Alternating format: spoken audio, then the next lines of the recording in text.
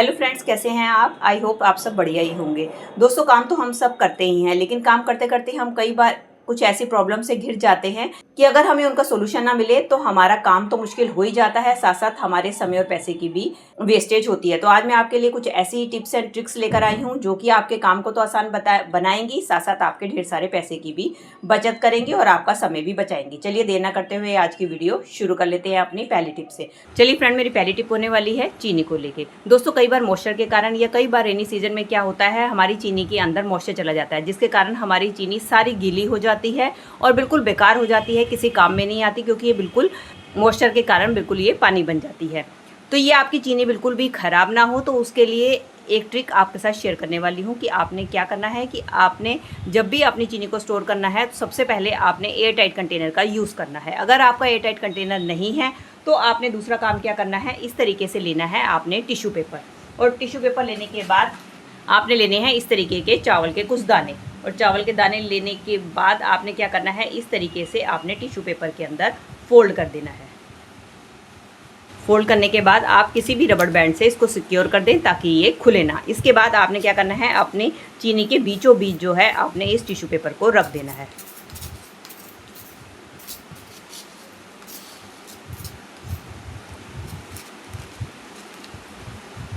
रखने के बाद आपने इस तरीके से अपनी चीनी को स्टोर करके रखना है। अगर आप इस तरीके से चीनी को स्टोर करके रखेंगी तो आपकी चीनी कभी भी मॉइस्चर के कारण ख़राब नहीं होगी। चलिए फ्रेंड, मेरी अगली टिप होने वाली है साड़ी को लेकर। दोस्तों, हमारे पास हर टाइप की साड़ी होती है, कोई कॉटन की, कोई सिल्क की। तो क्या होता है, कुछ साड़ियाँ हमारी इतनी ज़्यादा सिल्की होती है, अगर हम उसको हैंगर में ऑर्गेनाइज करके रखते हैं और वो थोड़ा सा हिलती डुलती है तो इस तरीके से हैंगर में से निकल कर गिर जाती हैं। आपने भी ये प्रॉब्लम्स फेस की होगी। अगर आपको इस तरीके की प्रॉब्लम आती है तो उसका एक जुगाड़ आपके साथ शेयर करने वाली हूँ। तो उसके लिए आपने क्या करना है, पहले आपने हैंगर में अपनी साड़ी को अच्छी तरीके से डाल देना है।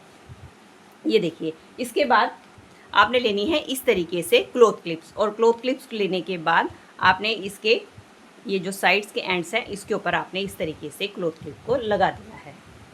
इस तरीके से क्लॉथ क्लिप लगाने के बाद जब आप साड़ी को ऑर्गेनाइज करके रखेंगी तो आप देखेंगी आप साड़ी को जितना मर्जी हिलाएं डुलाएं कि आपकी साड़ी बिल्कुल भी हैंगर में से नहीं निकलेगी, एज इट इज़ ही ऑर्गेनाइज रहेगी। मैंने तो यहाँ 2 चिमटी का इस्तेमाल किया। अगर आपके पास 1 चिमटी है तो आप इसको इस तरीके से हैंगर में ऊपर भी लगा सकती हैं। इनमें से जो आइडिया आपको ठीक लगता है आप इस्तेमाल कर सकती हैं।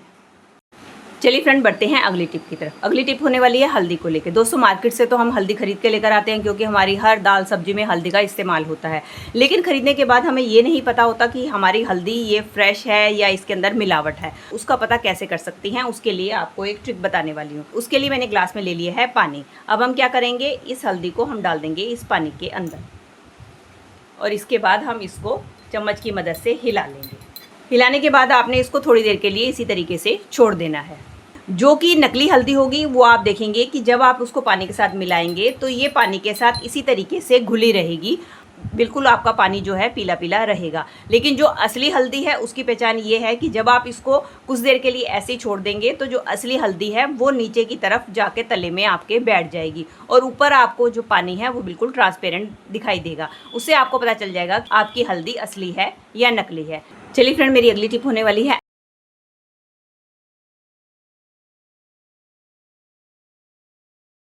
अक्सर आपने देखा है एप्पल को हम इस तरीके से कट करके खाते हैं, और इसका ये जो बीज वाला पोर्शन है इसको हम इस तरीके से निकालते हैं, जिसके कारण क्या होता है, हमारा काफ़ी सारा जो एप्पल होता है वो वेस्ट चला जाता है। ये देखिए, इस तरीके से हमारा काफ़ी एप्पल वेस्ट चला जाता है। तो आपका एप्पल वेस्ट ना जाए उसके लिए एक ट्रिक बताती हूँ। उसके लिए आपने लेना है इस तरीके से एक पिलर, और पिलर लेने के बाद इसका ये जो ऊपर वाला हिस्सा है आपने धीरे धीरे करके इस तरीके से पिलर को डालना है।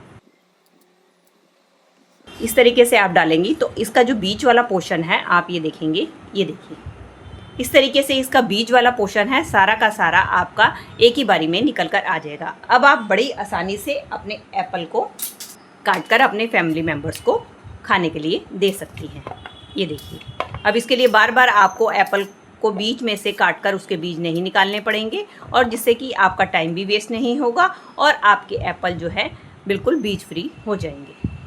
चलिए फ्रेंड, मेरी अगली टिप होने वाली है कप को लेके। कप का इस्तेमाल हम सब चाय कॉफी पीने के लिए करते हैं, लेकिन जब हम कप को वॉश करने के बाद इस तरीके से इसको उल्टा करके रख देते हैं और नेक्स्ट टाइम जब हम इसको यूज करने लगते हैं तो आपने देखा होगा इसमें से एक अजीब सी स्मेल आती है, जिसके कारण हम इसको फिर से यूज नहीं कर पाते हैं। तो उसको यूज करने के लिए आपके साथ 2 ट्रिक शेयर करने वाली हूँ कि आप क्या करें। पहला तरीका तो क्या है, आप ले इस तरीके से न्यूज़पेपर के छोटे छोटे टुकड़े और आप इसकी एक बॉल बना ले, और इसके बाद आपने क्या करना है, बॉल बनाने के बाद इसको थोड़ा सा गीला करके अपने सारे कप्स के अंदर थोड़ी देर के लिए इसको इस तरीके से छोड़ दें।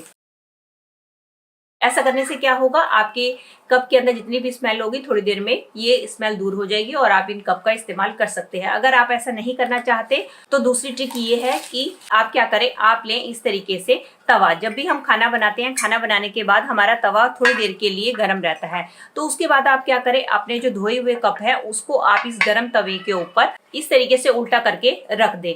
ऐसा करने से क्या होगा कि इसकी गर्माहट से इसके अंदर की जितनी भी बैड स्मेल है वो दूर हो जाएगी और जब नेक्स्ट टाइम आप इसको यूज करेंगे इसमें से कोई भी स्मेल आपको नहीं आएगी। चलिए फ्रेंड, बढ़ते हैं अगली टिप में। अगली टिप में मैंने ले ली है एक बोतल। अब हम क्या करेंगे, इसका ऊपर वाला हिस्सा जो है किसी गर्म नाइफ की मदद से कट कर लेंगे। अब देख सकते हैं दोस्तों, इसको मैंने इस तरीके से ऊपर से कट कर लिया है।